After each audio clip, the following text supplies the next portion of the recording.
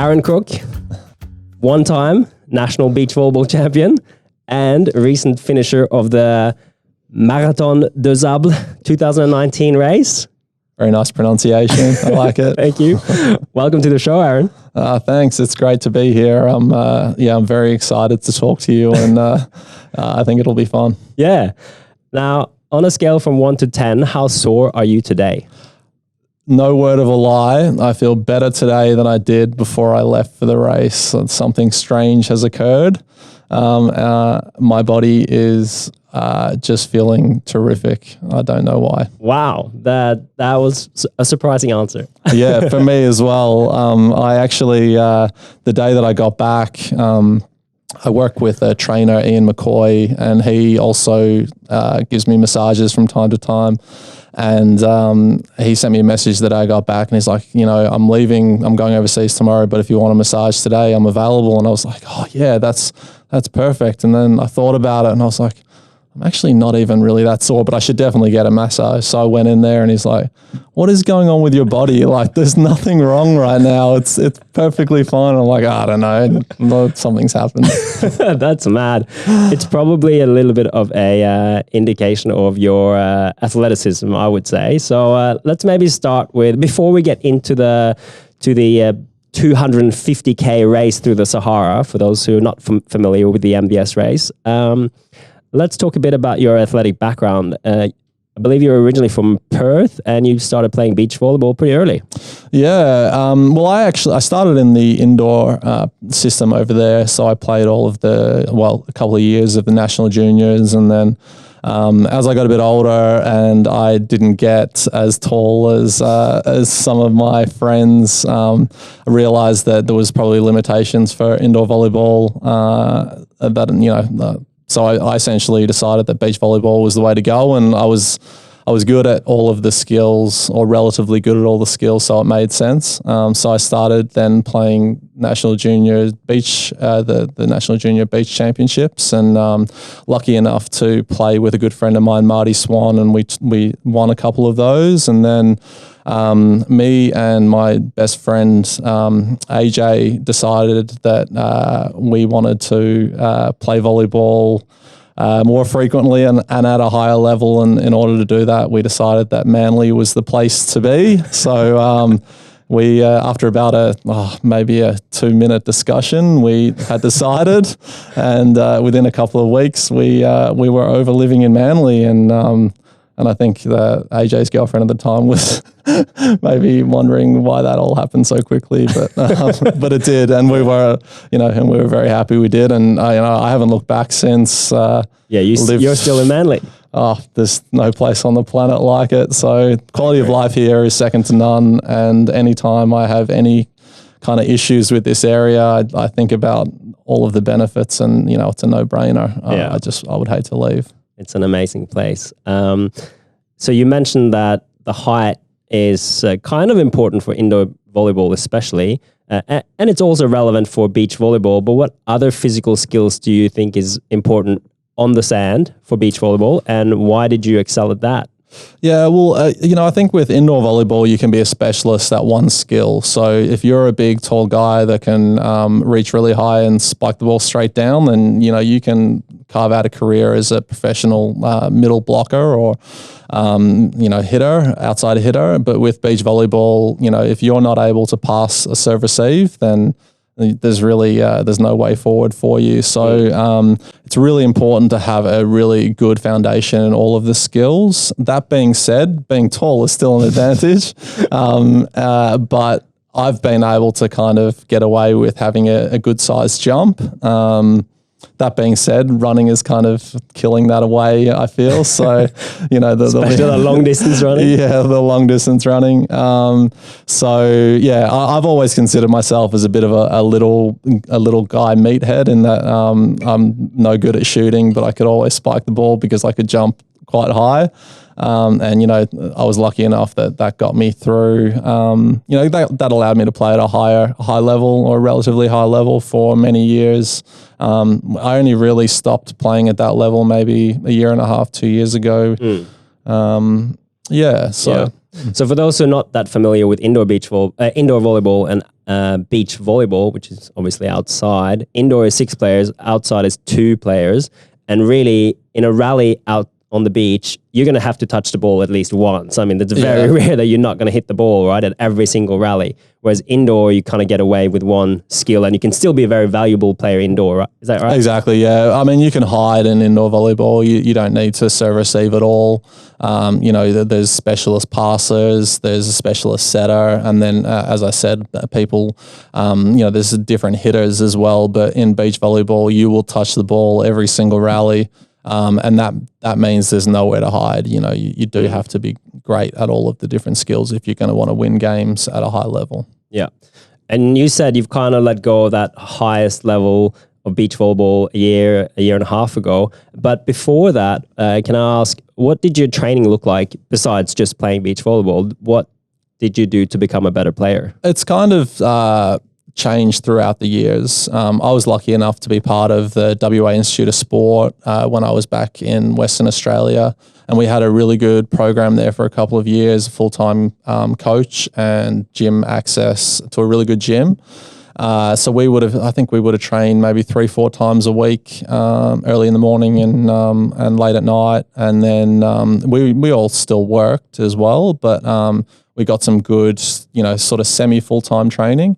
And then when we got here in Manly, I mean, the reason we came to Manly was because there was better players and more of them. So, we had some legends here like Julian Prosser and Victor Anfloff, Tristan Boyd, like all these guys that had been on the national tour and had done what we wanted to be doing. And they were good enough to allow us to train with them. So we probably were training similar amounts of time, and I guess we were working part-time as well, so we had more time to do that. And then as the years went on, work commitments changed, and volleyball was still a big focal point of my life, but relationships and that kind of thing came into it as well. So I probably trained less, but still had that structured training from time to time. I think that not being a full-time athlete, you can still get away with sort of getting better at smaller parts of your sort of skill base without training that same amount of hours.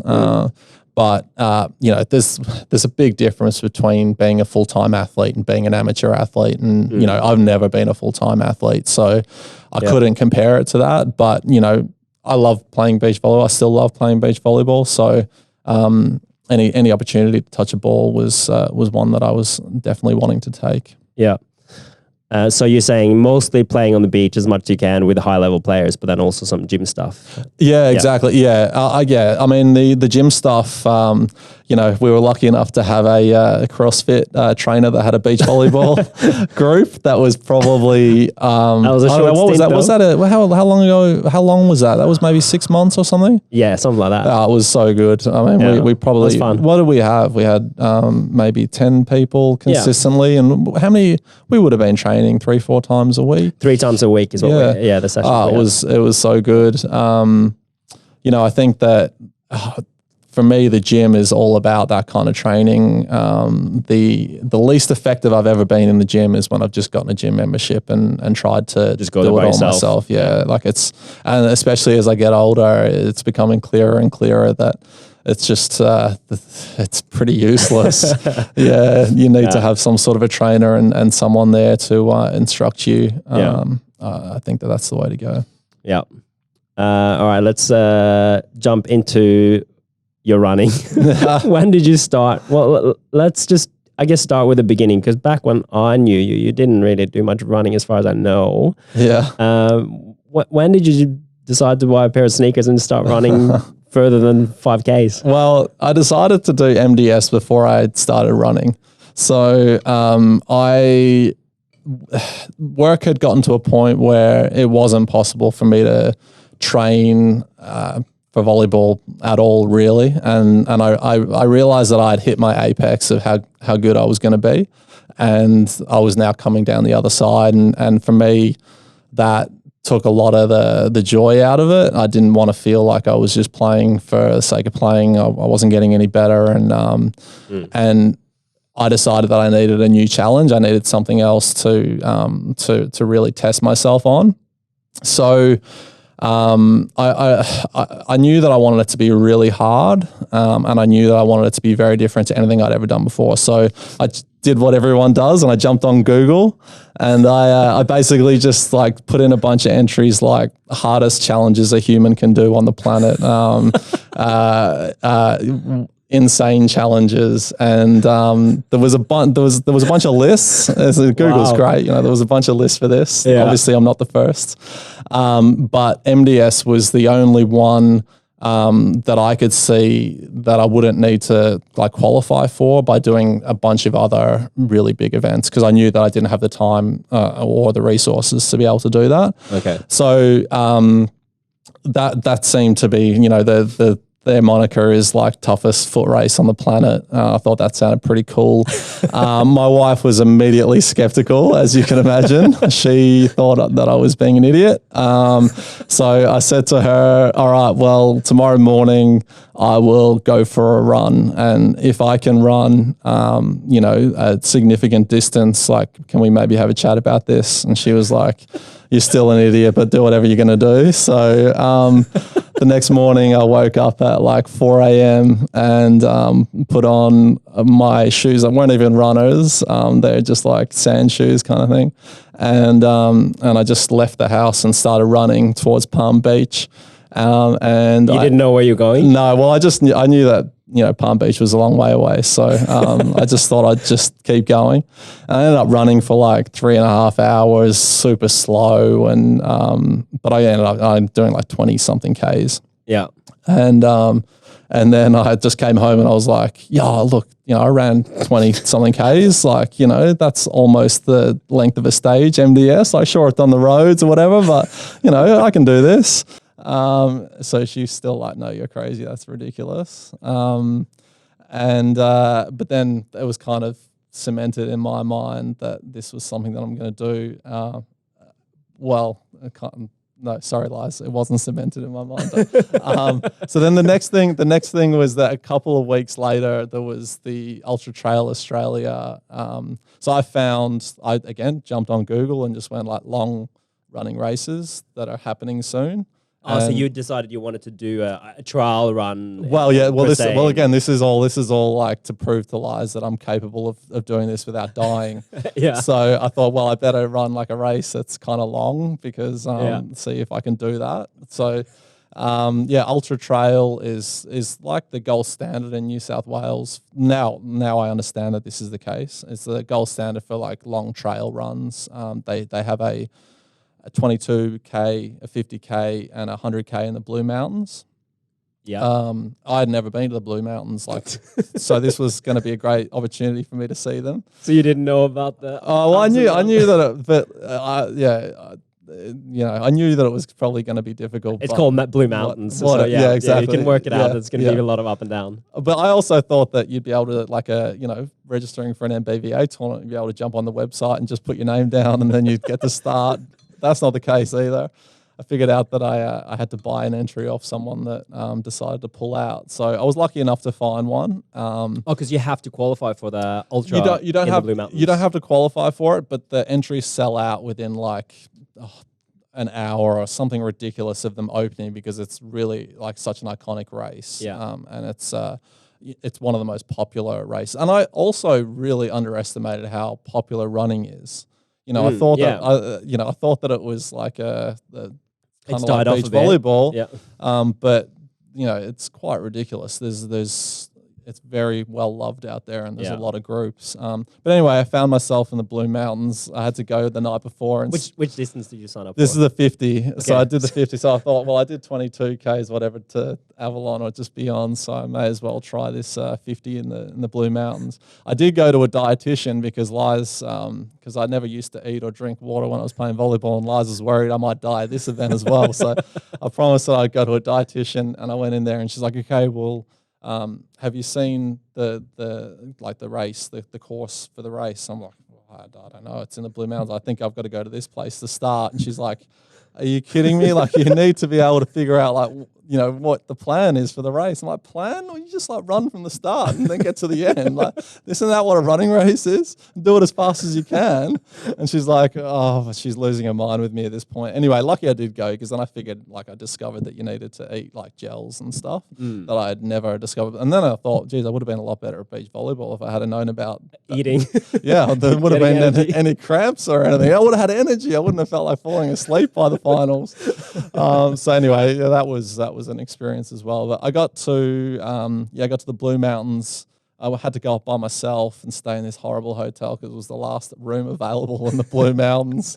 And then just rocked up and ended up doing it in just under 8 hours, which for me, I really didn't have a time that I thought was going to be good or bad. But, you know, I was pretty happy with that. I thought I put in a really good effort. And, you know, I finished kind of like in the top third of my like starting group. Yeah.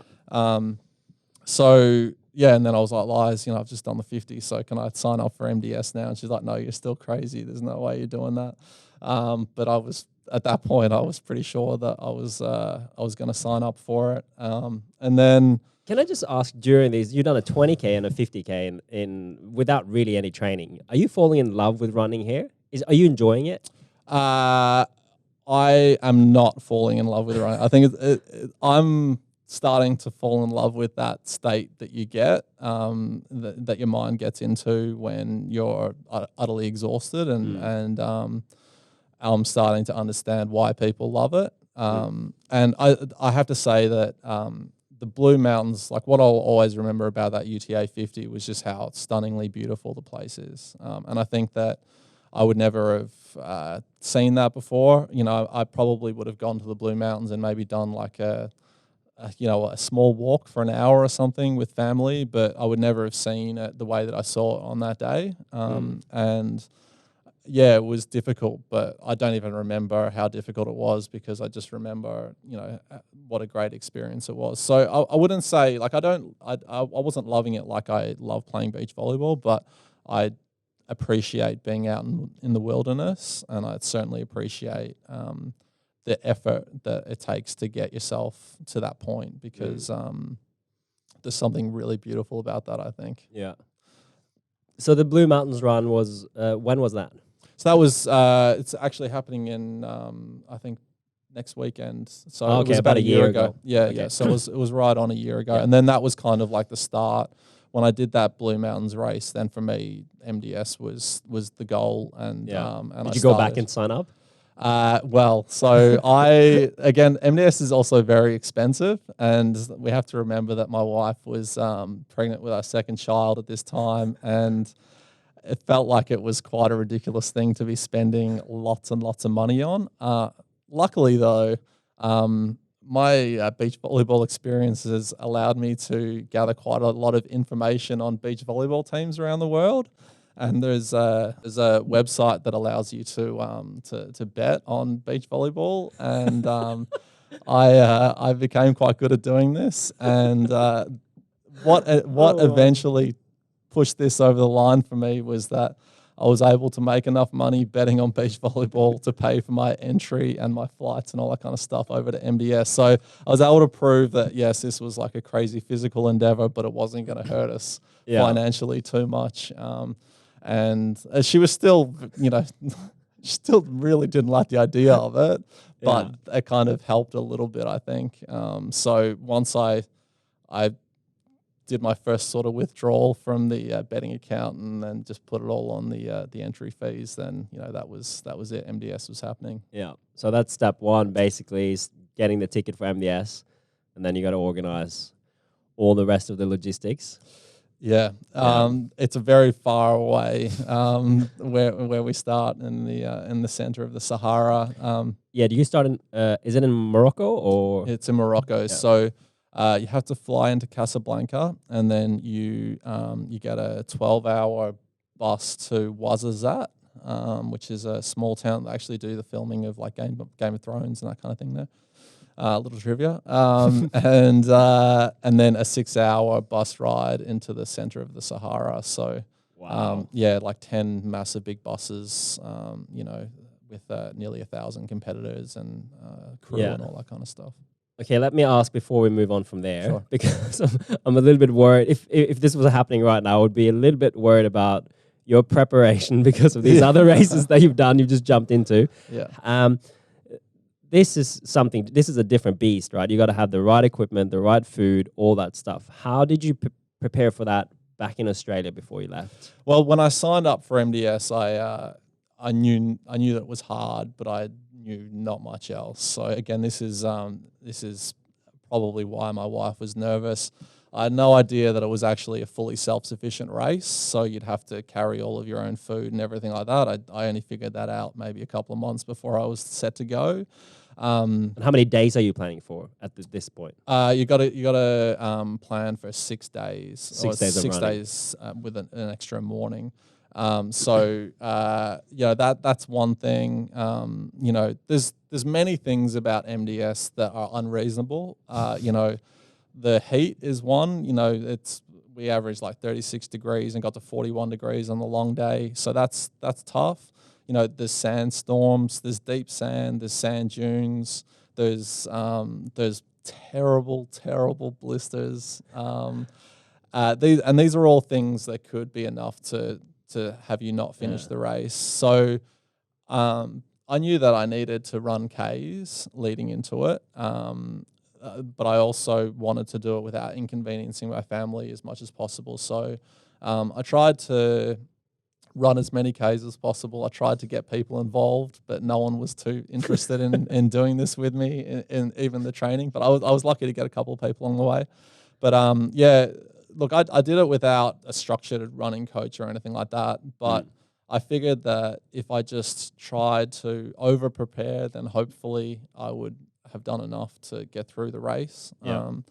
But there's so much unknown going into MDS.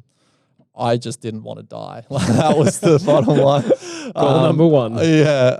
I really wanted to finish it, but I just didn't want to die. Yeah. Let me ask you two specifics then. How did you pick your shoes? All right. So I told you I went running that 20 Ks. Then for about a month leading into the UTA race, I was running in those same shoes and I started to get like sore feet.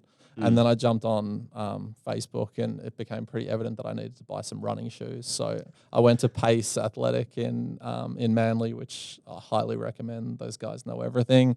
And they just pointed me in the direction of a pair of shoes. Did you tell them that you were doing the MDS? I did. No, I told lots of people and people just seemed very skeptical at all points. So I just stopped telling people. Oh, okay. But yeah, I did initially tell them. The shoes that I got, first of all, were not the shoes I ended up running with because I got some big fat hockers that are on the road are great. But I did do like a coastal run later on in the piece and they were just horrible on sand. So I ended up buying sort of more grippy trail shoes that just proved to be wonderful in the end. They were awesome. What brand were they? Hoka again. Yeah. Hoka, okay. Yeah, the Torrents they were. Yeah. Yeah. I can't speak highly enough of them. So you did quite a few Ks in those shoes before you actually left?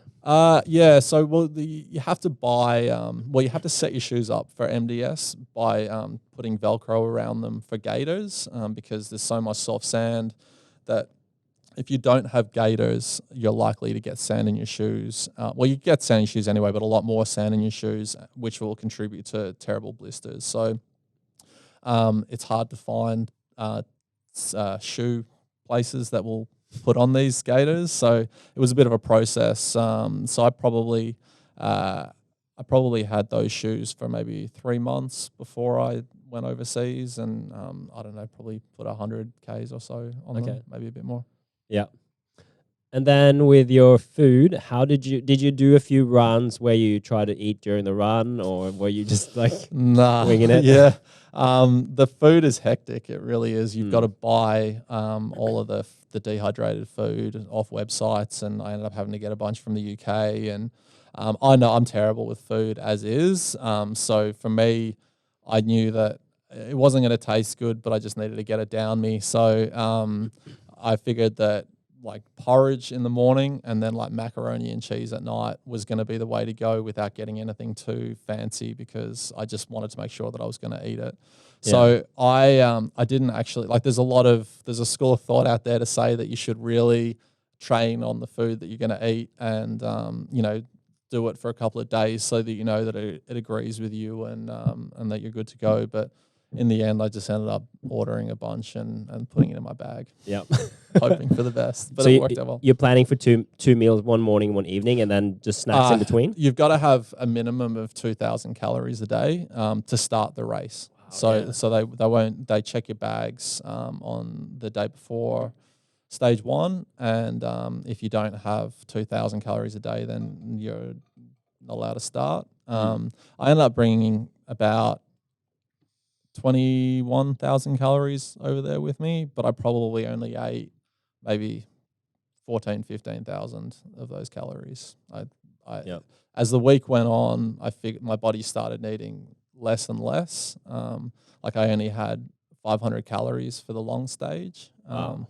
And nothing. then the next day I only had 2 gels for the marathon. And I felt much better that way. So it was just the way it worked out, I think. Yeah. All right, let's jump into when you arrive there. Okay. What's it like?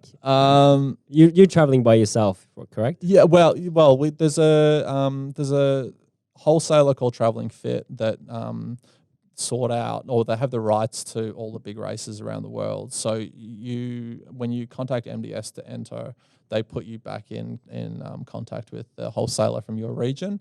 So there was about 25 Australians, New Zealanders, and South Africans. So we're all one group that were over there. So, and we ended up all kind of being together. Well, most of us in Ouazzazate before we went to the desert. So there was this group of like-minded, crazy people that are all there's a lot of nervous energy because we had some seasoned ultra runners in our group that still didn't know what to expect or how they were going to go. So, no one knows. So everyone's kind of excited and nervous.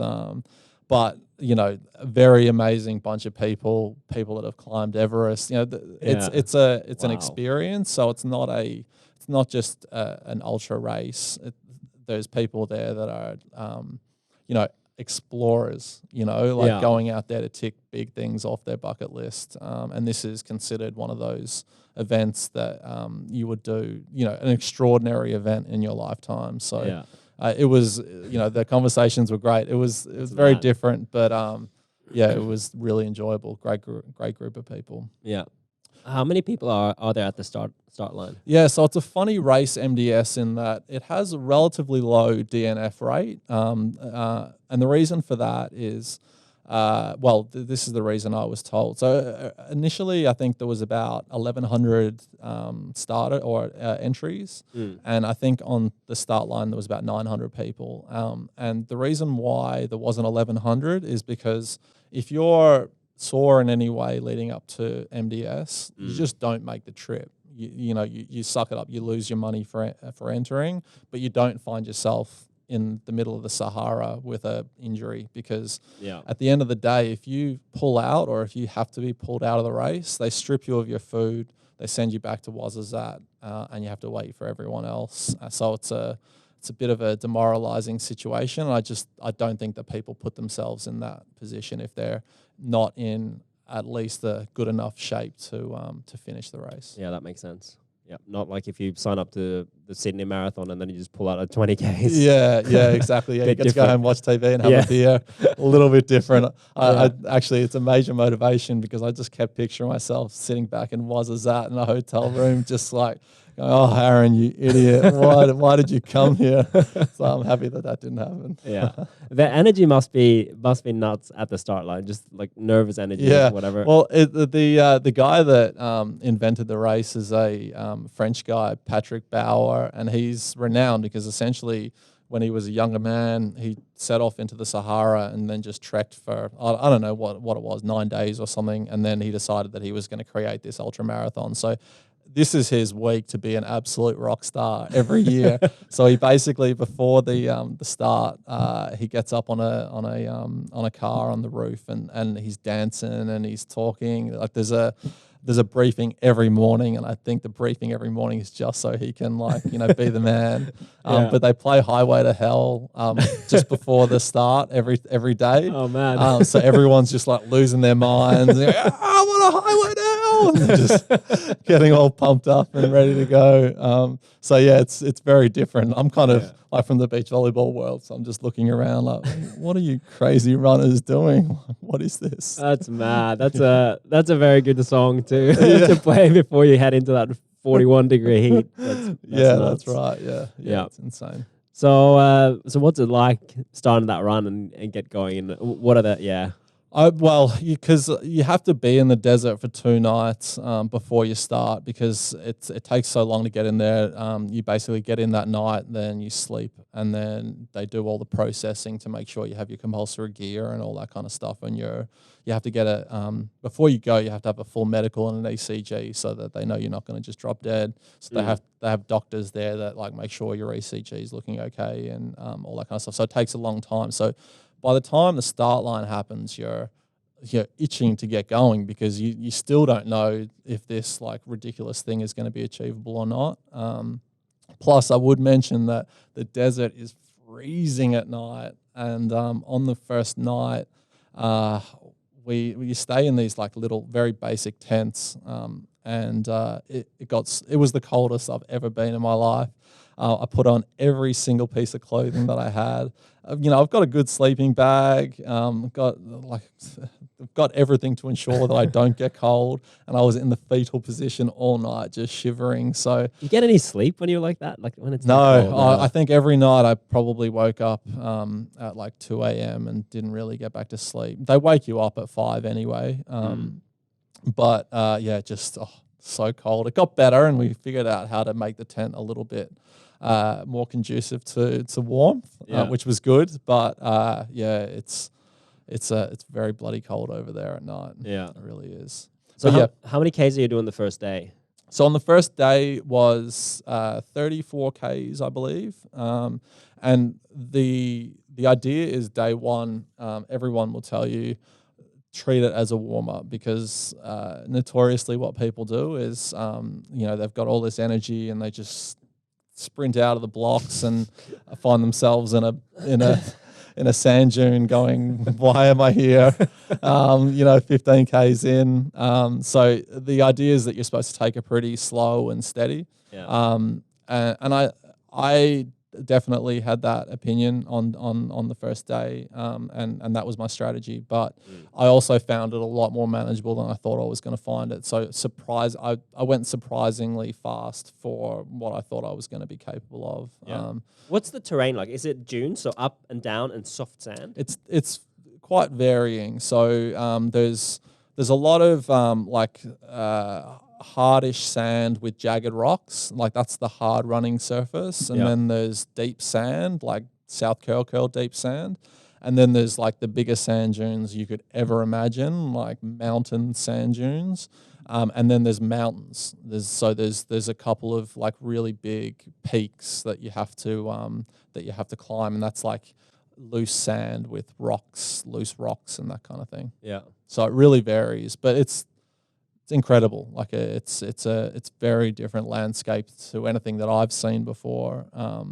But there was probably more deep sand than I was expecting. That sounds silly because it's a desert. Yeah. But the people that I had spoken to had kind of said to me, there's probably only about 20% of the race will be in really deep sand, and everything else is kind of hard or mountains. I would say it was probably closer to 60, 70% in deep sand, and the rest would have been hard. And I guess they can shift as well, like with the wind and all that stuff. Yeah.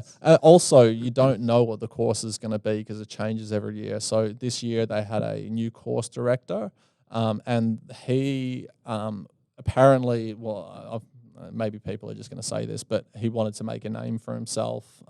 So it was a little bit shorter, I think, than years gone by, but it had a lot more jam-packed into it in regards to like obstacles. So we had all of the highlights of the Sahara in the way of many kilometers of big sand dunes that they haven't had previously, and some big mountains as well that that were bottlenecks essentially, that were difficult. Like there was one big mountain on the last day, the marathon day, that was that you needed a rope to be able to get to the top. Yeah, wow. I was gonna ask that, because it sounds like these mountains is pretty like much bigger than what I imagine the sand dunes are in the Sahara. And are you on all fours crawling up it basically? Or?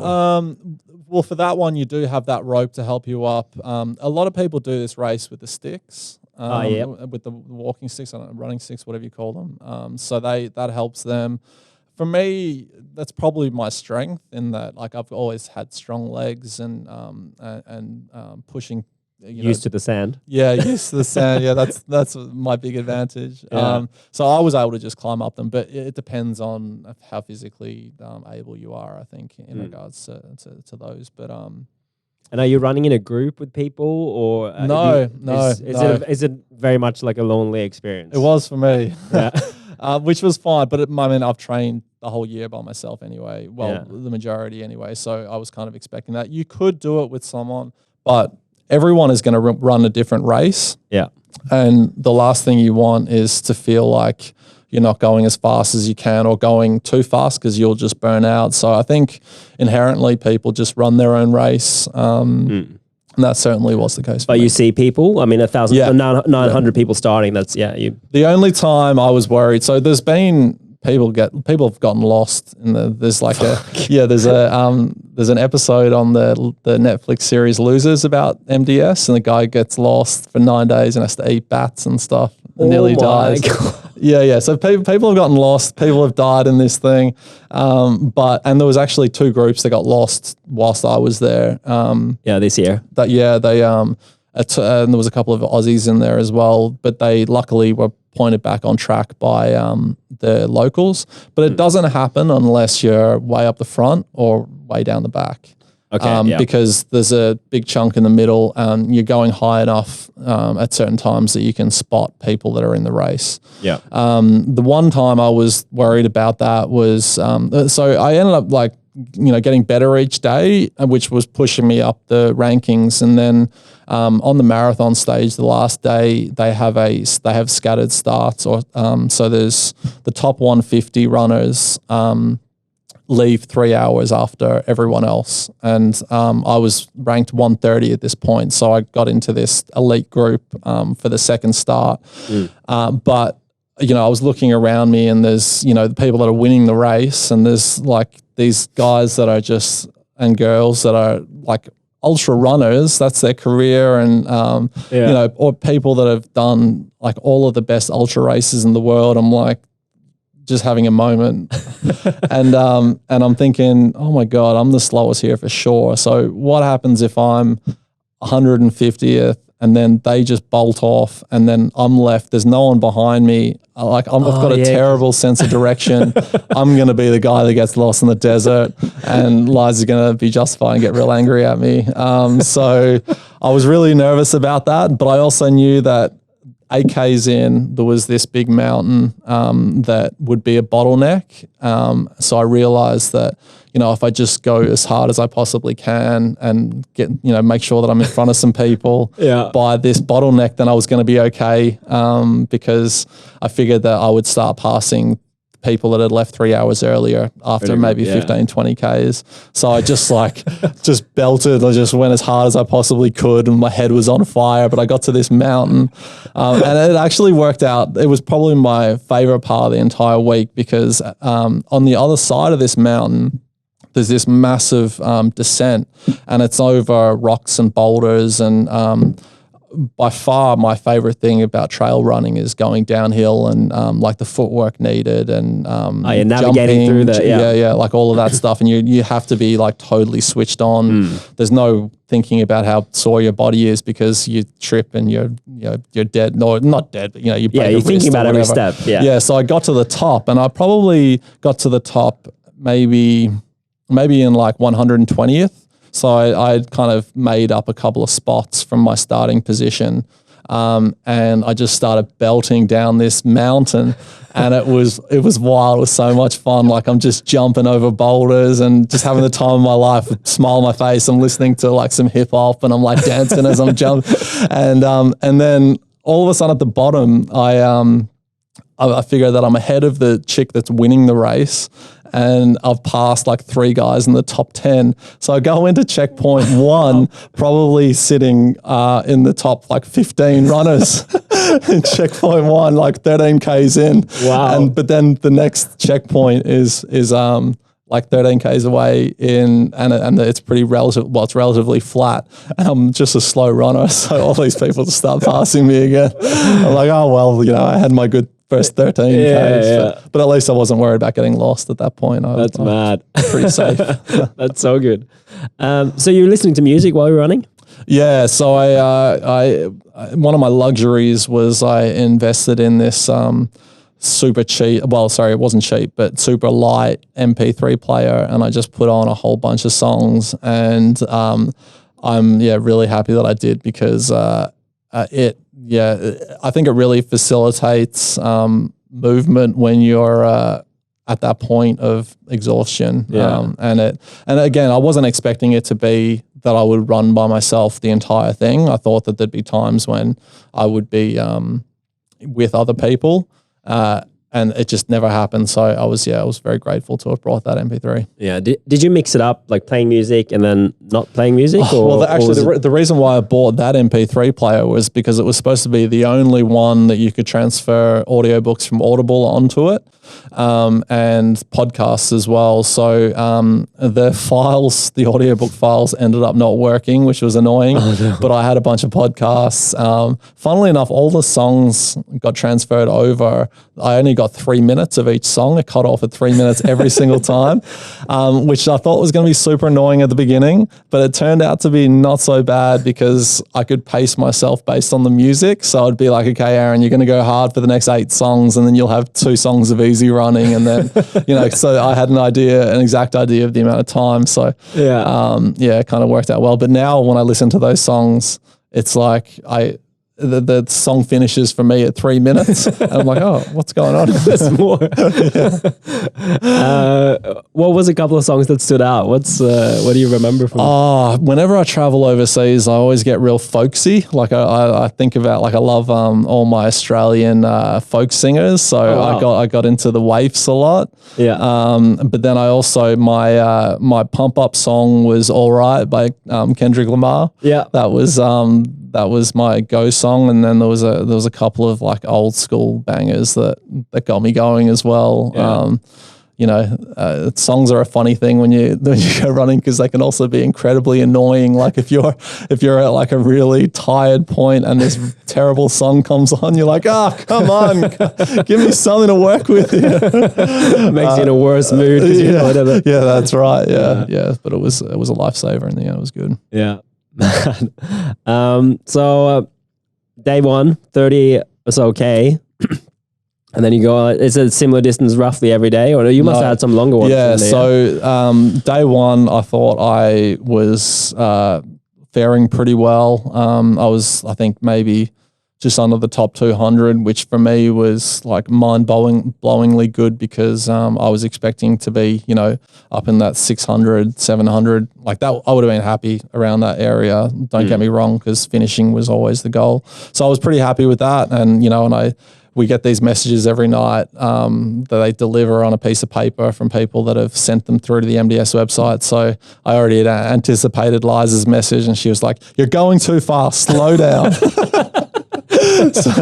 So I knew that was coming, but then she was like, "But you're doing awesome, and I love you." So that's awesome. Yeah. So my plan then was, all right, well, I went fast-ish on day 1. So day 2 was always going to be a killer because for the first time in like 13 years or something, they had included a 13-kilometer section of dunes in the race, which is the longest section of dunes they've ever had. Well, sorry, in 13 years that they've had in MDS.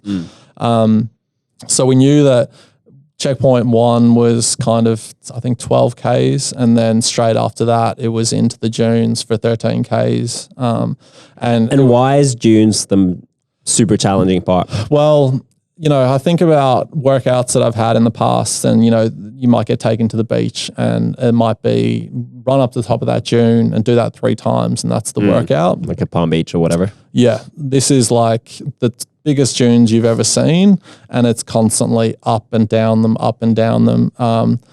And the sand is really deep. I didn't have any poles. And just, the amount of work you have to do in terms of your legs to get up the top of a sand dune is significant. So coming down, is a bit of a break, but also there's load on your legs there as well. So it's hard for them to recover on dunes, more so than on mountains, because you've got the hard kind of on the way down. I feel like that you kind of recover quicker on those. So I ended up going quite well on the part, the first checkpoint 1, and then got onto the dunes and powered through the dunes. Like, I was feeling good, but my legs were feeling really crampy, and I felt at any point these full body cramps were going to happen, and I was worried, because if this happens in 2-3 Ks in, I'm rooted, because you can walk a cramp off, but you're not going to be able to climb out of dunes. So, just churning through salt tablets, and ended up getting to the end of the dunes, and then there was an 8K run or something small to finish that stage off. And I ended up going super slow on that 8K. So the overall stage 2 for me was my worst stage in regards to pace.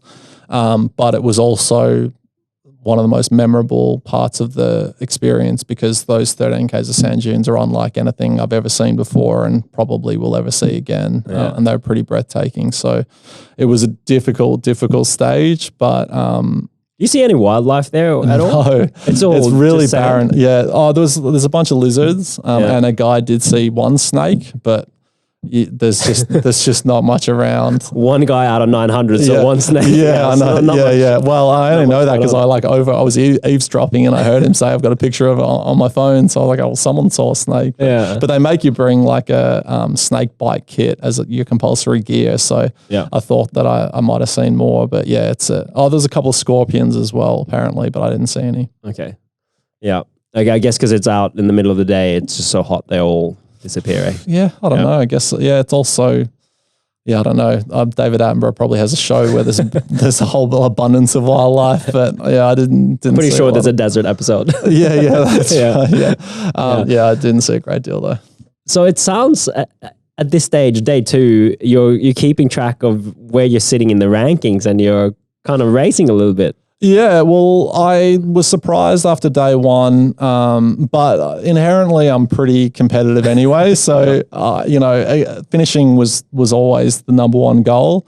But when I figured that it was quite manageable on day 1, then I started thinking about, well, it'd be pretty cool to finish this well, but really the number one thing that I wanted out of it was that I put in my best possible effort. I wanted to be absolutely destroyed at the end of every stage. Yeah. So that was, my big motivation. And then if that meant that, I was climbing up in regards to the rankings, then that was just a bonus. Yeah. And are you getting any issues at this point, like blisters or? Nice. Yeah. So in my tent, there's another 7 people, and blisters and sickness and dehydration are really the reasons why you wouldn't finish MDS, and blisters probably more so than anything else. And I, on day 1, had a couple of small blisters on my left toes, but nothing too bad. Whereas a couple of people from our group had come in and they already had sizable blisters on their heels, and you've got to go straight to the doctors, and they basically just cut them out. So from day 1, you're dealing with bleeding feet and blisters that are super painful. So mentally, physically, I'm feeling good, and there's really nothing I can complain about. Yeah, that's amazing. Hey. Yeah, but that was kind of the theme. I mean, during the whole week, I didn't get any bad blisters or injuries. Like, yeah, like you get sore muscles and, you know, your legs are tired and sore and all the rest. But, yeah, I feel really lucky about it. Yeah. I don't know. A lot of people prepare really well for it. I don't feel like I did a lot of preparation other than, you know, I've spent a lot of time in sand previously, so maybe that helped me. And also I like to walk around in bare feet a bit. So maybe my feet are just already beaten up. So, you know, they were hard enough to not get blisters, but yeah. Yeah. Do you get to change socks and stuff like that, or like well, is it just one pair the whole week? Well, you have to remember that the weight is the key in this. So day one, first stage, I'm starting that stage with like 12 kilos of weight in my pack with my water and my food and all my clothes and stuff. So everything that goes in your pack, you need to be totally sold on. So there's no luxuries here. There's no, I'll take spare this, I'll take spare that, that'd be nice to wear or whatever. It's literally like you're going to use the hell out of it or it's going to go. And it's mostly food. Mostly food, yeah. About 5, 6 kilos of food. And then the compulsory gear. But then you have, you know, one outfit that you wear. Generally people will take like a thermals for the night time, and that'll be their second outfit. So you'll get out, or like compression. There was a lot of penis outlines during the week, I have to say. I was never quite sold on running fashion. I'm still not sold on no courtesy shorts? No courtesy out in the Sahara. So lots of those horrible compression pants. So guys just running in the compressions. Oh, they must have a top though, yeah? Like a shirt? Oh, yeah. You got a shirt. Yeah. But mate, there's no niceties out there. Like, you need to be good with like seeing people urinate in front of you, defecate in front of you. Like this is basic. It's like a different world. There was like on stage 2, I was running behind a Spanish woman. We were going for ages. I probably was behind her for maybe, I don't know, 10 Ks or something. And then out of nowhere, she just pulls her pants down and starts urinating like right in front of me, and I had to like jump out of the way to avoid the urine. And it was like, I looked at her like horrified, and she was like, whatever, like it's the race, MDS, like just keep going for God's sake. And that was the tone of everyone. Like people just don't care. Like when you're so exhausted and sore, you just don't care about people seeing you do those things. And there's not really any other people out there, right? No. No one else. Well, there's the organisers and the doctors and all that. They kind of think, they probably think they're all dirty animals, but mate, you just do what you got to do to get through it, and it's kind of liberating as well. Like I'm more than happy to come back and have a shower and a toilet, but you know, out there, it's okay for 1 week. Yeah, you don't have to worry too much about other stuff, eh? Yeah, that's right. That's right. That's mad. Yeah. All right, so we're roughly halfway through the race. You're, and it sounds like you're going great. What are the challenges that you have to deal with at this point? So the third stage is about 38 Ks, I think it was, and it's a bit of a nothing stage because MDS is all about the long stage. Everyone will tell you like, getting through the first couple of days is just the precursor to the pain that you're about to experience on the long stage, which is like the double marathon.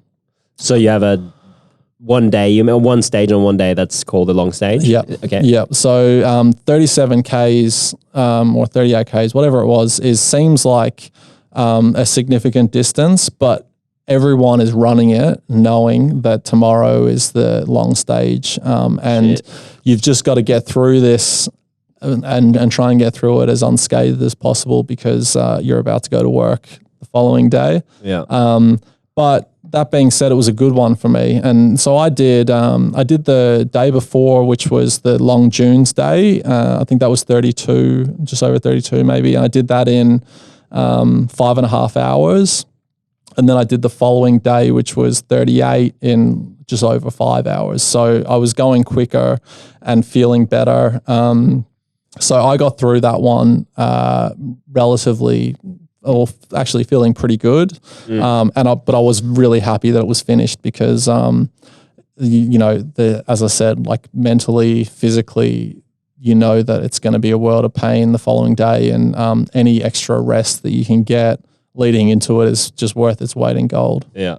So day 4 basically is the long stage. Yeah. And then you have two stages on the day, and both of them are really long. So our long stage was 78 Ks, and they have a cutoff of like 32 hours, I think it is. So it basically goes into the next day. So for those that finish well, you have a rest day, but there's a lot of people that end up finishing in the middle or towards the end of that day. I think the last people came in about 2 p.m. or something that following day. So it's and they fill it with like a lot of the highlights from MDS. So there's lots of soft sand, just a really long way to be running in soft sand, and also you leave at 8 o'clock, I think it was, in the morning. So there's a long time in the sun. So you're basically dreaming of the sun going down a little bit so that you can get some coolness. Just trying to work your way through the day. I knew that come that later part of the day, I'd get a second wind. So I wasn't too concerned with pushing myself, beyond my limits before the sun went down a little bit. And I think, my strategy of just always moving forward and never stopping really worked well for me in that long stage. And I ended up finishing 105th fastest on that stage, which was my best finish, which I'm really happy about because, as I said, like you lose your mind in that long stage. How long did that take? How many hours? It took me 11 hours and 44 minutes. So you're running through the evening and into the night as well? Yeah. So the other people in my tent got back. I think the next quickest was about 17 hours. And then people were coming in 23 hours, I think it was. Yeah.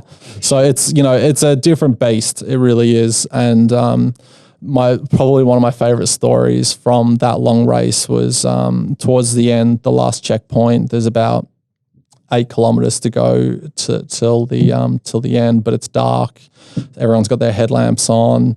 I run into the checkpoint. I had the same routine every time, in that I would just get my allocation of water, drink as much as I wanted, fill up my 2 bottles, and then pour the rest on my head and then get going. So I didn't stop at all. Yeah. But I ran in there, and there was this English guy that was like drinking, and he was kind of swaying, and he was moving around, and he put both of his hands on my shoulders and said, "Please run with me. I'm losing my mind." And I said, "Mate, that's fine. No worries. We've got like 8Ks. Just follow me. I'll take you home. We'll be sweet. It's all good."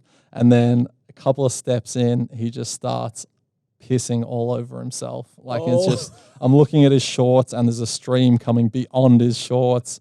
And he looks at me with like terror in his eyes. He's like, "I'm pissing myself." I'm like, "I know, I can see." And then literally like running that last 8Ks, there's people there, and I have to remember, like, these are still the faster people because I finished relatively well. So, these are the good runners. People are just talking to themselves. They're, some of the stories coming back, hallucinations all over the place. People just being turned around and not knowing where the hell or what the hell they're doing. Like, it's funny. Like, I feel really lucky that I kept my mind 100% of the time. Like, there was no... You didn't hallucinate at all? There was no, no point at all where I was like, "Oh, God, I'm losing it here. Something's going to happen." I was just so sure that, I was with it. I knew what I needed to do to finish the race, each of the stages. But, it was also quite... It was unlike anything I've seen before to see fellow competitors at a point where normally if you were doing that in everyday life, like, you'd be admitted to hospital or whatever, but it's MDS. So people are just like, "Just keep running, mate. Don't worry about it. Like, just keep going."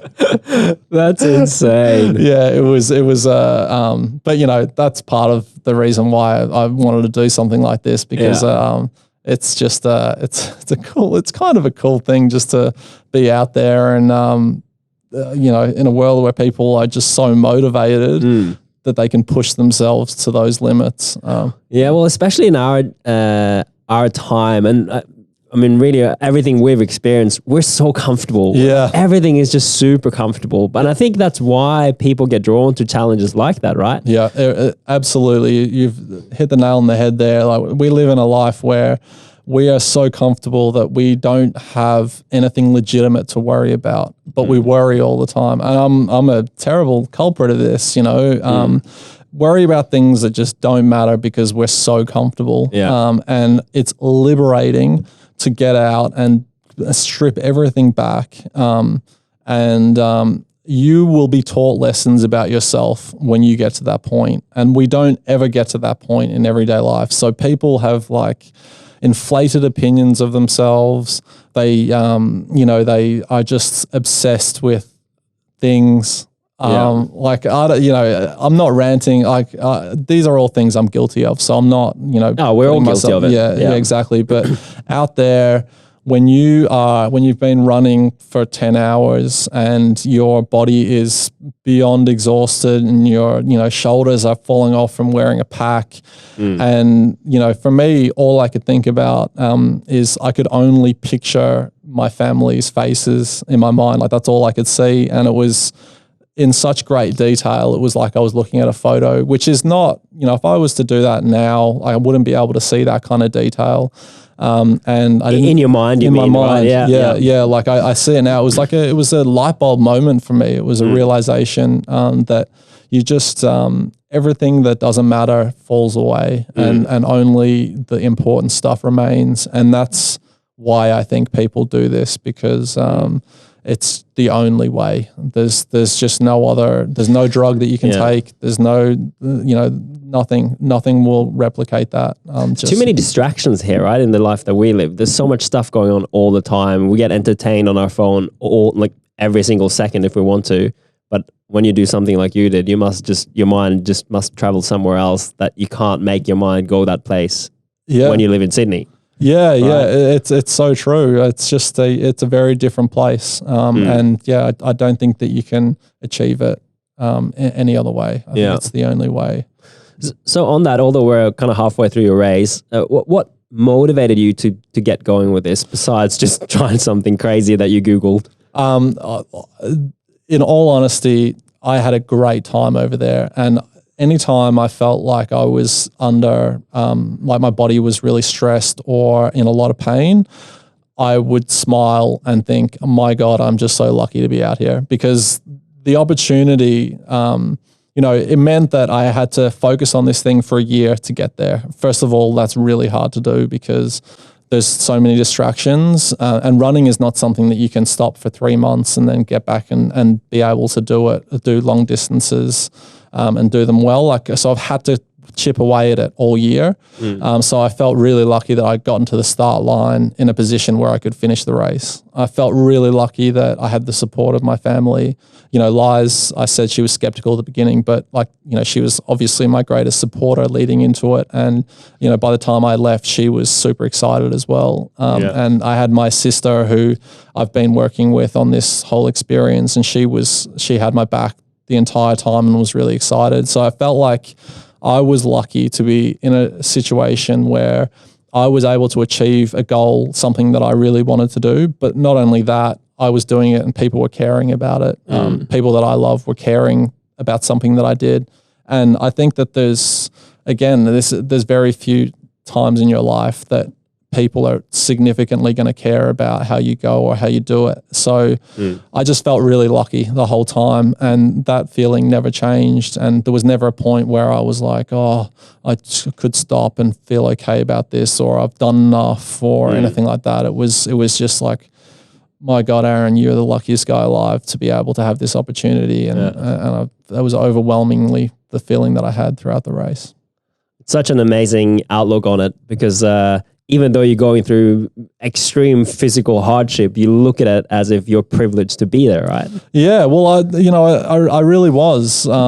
I truly was. I mean, everyone made sacrifices in order for me to be able to do that. Like, you know, Lies and my family made financial sacrifices to a certain extent. You know, Bet365 made financial. No, but also, you know, time. I was away for nearly 3 weeks, and we have a 4-year-old and a 10-month-old. Yeah. Just the fact that I was able to do that was pretty amazing, and there's a lot of people that wouldn't get that opportunity. And really, like just very, very grateful and lucky to have been able to do it. Yeah, that's awesome that can carry you through such a crazy race. So you staying at the top, at least the top third of the leaderboard or the race leaderboard at this point, right? Did you have any goals kind of halfway through it, or where you wanted to end up, or were you just still trying to survive it? Well, after the long race, with my 105th place finish, I was then in the top 150, and the top 150 is like, there's that's literally elite. Yeah. Well, there's like elite, Aaron. there's like I'm not a good runner. Like I've never been a good runner. There's always people that have been better than me in the races that I've obviously like I think about it in beach volleyball terms, and like when people just start playing beach volleyball and go through the volley school and maybe play a couple of AA tournaments, and they remain pretty average for a pretty long time. Yeah. That's me in running. I'm like very much down the bottom, but like I'm signing up for so it's like signing up a national tour when you're down there. Yeah. But all of a sudden, I'm in a position where, I'm in loser 5th game and on national tour or something. You know what I mean? Like, yeah. It's a running race, and there's only 129 people that are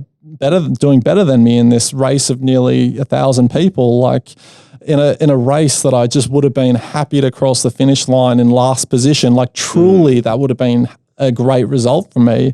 So again, I felt really lucky that I was in that position, but I also started to see that it was manageable. Like my level was good enough. My body was just in good enough shape. It was getting better, and it was getting faster.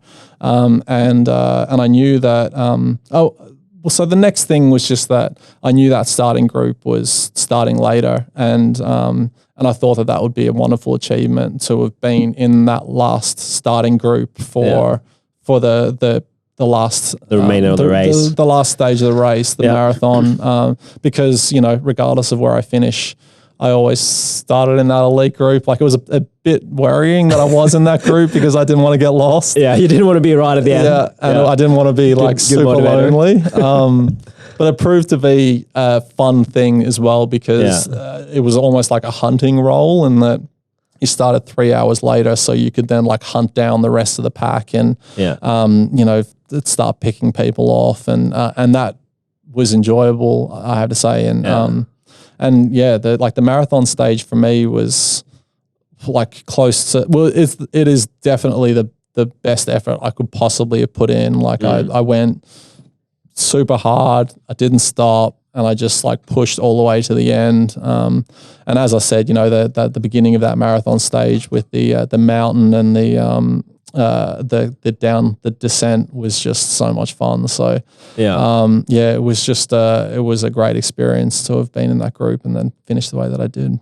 And did you not wake up sore at all, or like did you not wake up in the morning like, I can't believe I'm going to go and run X amount of Ks? Honestly, the best way I can describe it is I feel like during that week, I borrowed someone's body that was much better and physically able than myself. Like it was really random. I was sore after the second stage in the dunes, and then I just started feeling better and better, and I started eating less and less food. And then by the end of the race, like after the marathon stage, like I was sore that night, but the next day, no muscle pain. That's amazing. Like I just felt better than I've felt. Yeah. Really ever with running. So that's incredible. Yeah, I don't know if maybe your body just kind of adapts a little bit to like back-to-backs, in that they if you do one big effort, then you'll have sore muscles and you'll DOMS for a while. But if you then run straight away, it kind of flushes it out, and then if you run again, it flushes it out again. I don't know, but yeah, it was. I've never had that before, so I don't know. Did you see other runners struggle in the morning? Oh, you have never seen anything like MDS camp. Like on the rest day after the long stage, I've seen hospitals that look much better shape than MDS. Like people are so sore. So even the people that are in great shape are hobbling like they need a walking frame. People are their feet, you know, the at this point blisters are so bad. People have like got full wrapping on all of their feet, and there's like pus and blood seeping out of them. People have cut out the front of their shoes. So, you know, people that are just trying to finish at this point rather than run have like cut out the front because their toes are so full of blood that they don't fit in their shoes anymore. So they run in the sand with an open-toed shoe. Yeah. So you have to just cut the front out of your toes, of your shoes. Kind of doesn't sound like a good idea. Well, it's that or not finish. So, okay. You know, there was a guy in our tent who, like a terrific guy, actually played beach volleyball at the Olympics in Atlanta. Oh, wow. Yeah, a Kiwi guy named Reed Hamilton is an absolute legend. But he got terrible blisters from day one, and by the last night, so when we all got back to Ouarzazate, I had shared a room with him, and he couldn't sleep at all that night because he had infections in both feet, and his little pinkies were black, and my heart went out to him because it just looked so rotten. Like he had flaps of skin that probably needed stitches from having his blisters cut out. I always think about the Australian Open maybe 2 years ago. There was that guy that had to pull out of it was a semi-final or a final because he had blisters. Oh yeah, there was the tennis. Yeah, and everyone was like, "Oh yeah, but that's fine. Like blisters really hurt. Like blisters are painful." And then I'm like looking around at all of these people that have blisters on blisters and are about to run a marathon, and I'm like, "That's no longer an excuse. You cannot pull that out." And they're running for no money. And yeah, if he makes it into the next bracket, he'll make $100 grand more. In fact, they're probably running like it's gonna cost them money because they'll have to get back home and pay the hospital to like not have their feet amputated. Holy cow! Yeah, but you know they have a full medical setup there. So there was a doctor who was part of our group as well, and he thought that their setup was better than a lot of the ICUs in hospitals in Australia. You know they have, I guess. In a race like MDS where you can conceivably die, you need to have everything on hand should the worst happen. And you know there was a lot of medical evacuations, and there was a lot of people on IVs, and it was like the walking wounded. But then, you know, the next day, just before the Highway to Hell comes on, and people have got their shoes on, and the fronts might be cut out of them, but they're ready to go, ready to jump back on, smiles on their face. Yeah. It also must be a bit motivating for you to see everyone kind of struggle a bit, but you're feeling pretty good. That's always a good thing. Yeah, right? I came away with a number of lessons about myself over the week, and one really big one is I've got a great body. Like my body can endure a lot. Like I'm not the smartest. I've got a terrible memory.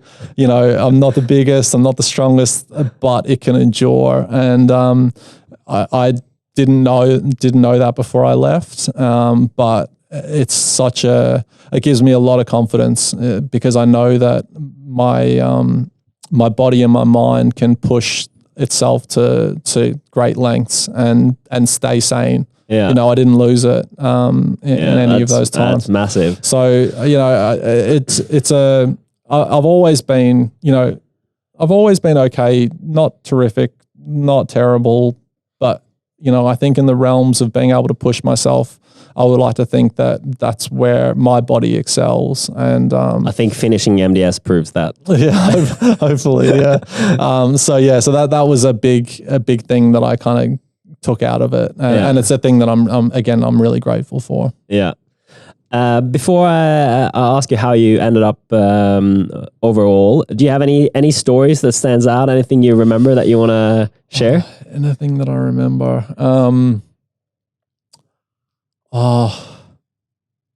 Well, again, I kind of mentioned that there was a lot of urination and Defecation.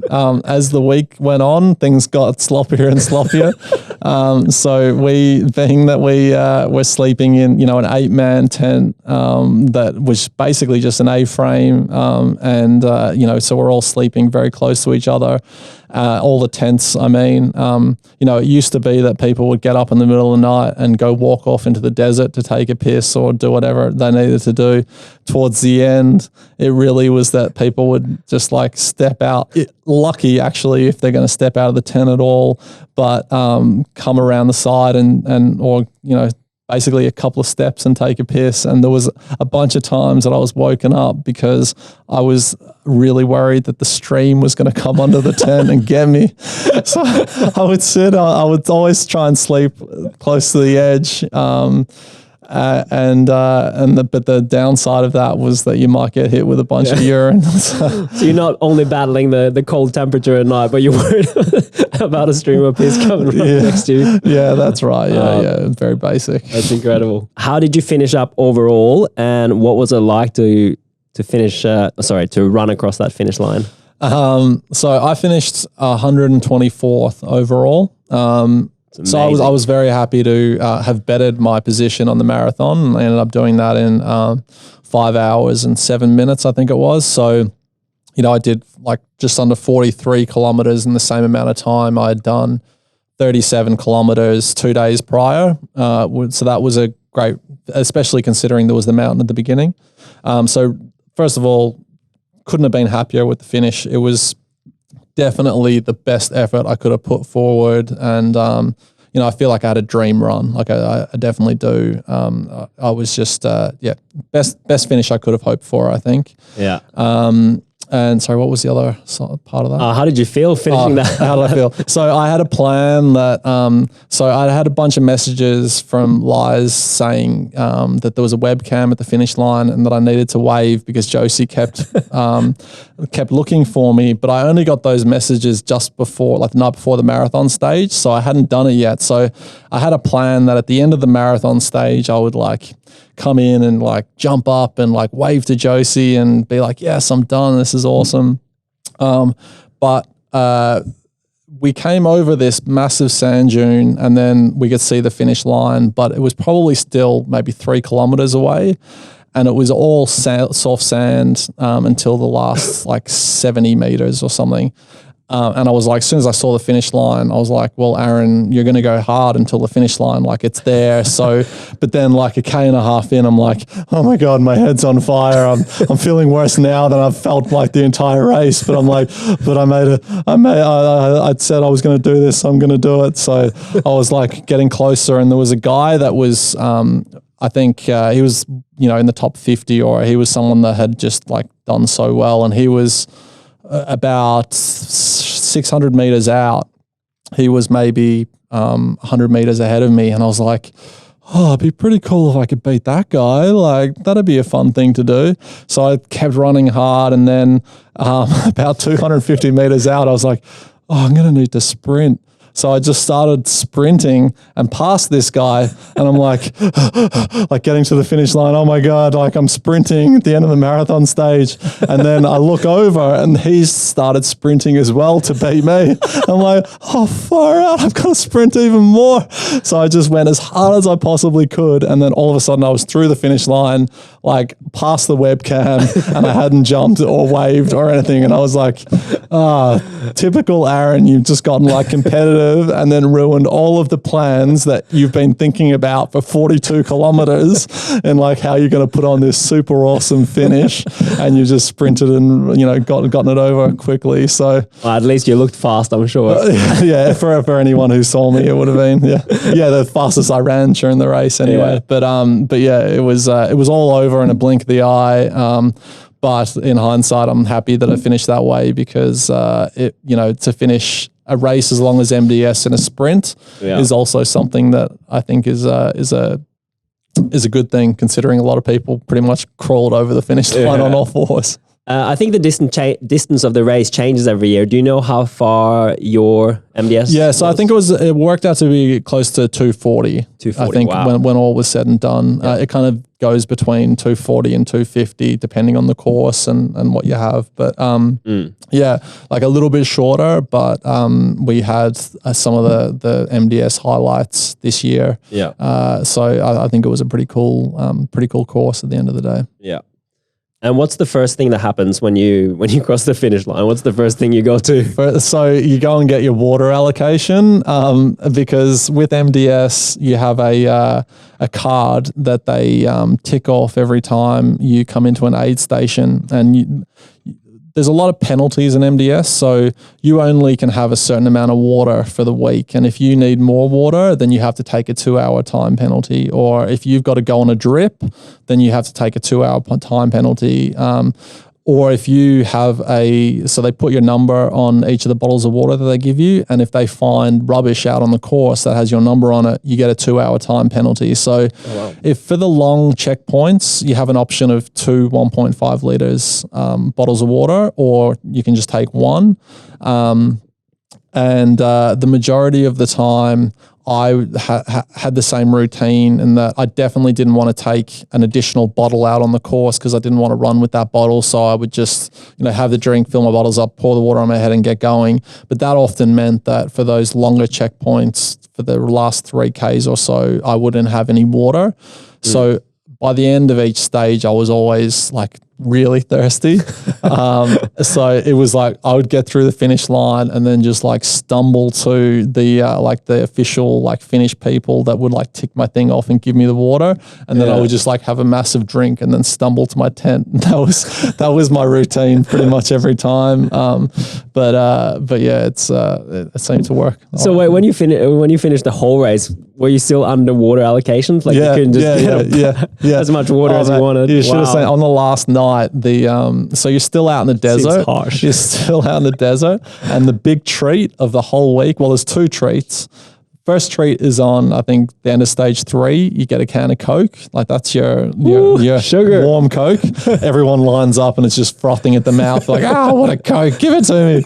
And then on the last stage, they have a big screen set up, and they project images from the race onto it, and you get a beer. So you can imagine, and again, like one of the biggest things, probably the hardest thing about MDS for me was I didn't drink alcohol for a month leading into it, and then I didn't have coffee for like a week and a half. So, arguably that was harder than even the race. So for me, the idea of having a beer, I was like, this is going to be so great. I can't wait. But then like a massive sandstorm came through, blew the screen down. And then so everyone just like got their beer and then scuffled off to their tent and just kind of had their beer in their sleeping bag and went to sleep. It was still pretty awesome. But Did it taste amazing? Yeah, tasted so good. Was not as good as my first coffee, but it was okay. It was pretty awesome. Where did you have your first coffee after it? I had my first coffee. First decent coffee was at the Sydney airport when I landed. Did you just have one straight away? Oh my God, I got off the plane and I was like, I better jump in a cab and go home. But then I went over and got like a double espresso, and I was like, screw that. Let's jump on the train, go to the ferry to Manly. I was like, Liz, I'll meet you in Manly. Let's go do some sightseeing. She was probably happy she didn't have to drive out to the airport. Yeah. So I just had a terrific day, just amped up on caffeine. It's great. Man. But I haven't really stopped since, so I've just been drinking as much espresso. So you've been on a caffeine high since you finished? Yeah, just like beers and caffeine. That's been my last couple of days. Why didn't you drink coffee beforehand? I figured that I'm pretty reliant on my double espressos. Okay. And I figured that if I was at all craving that during the race, that might be something that, I'd struggle with.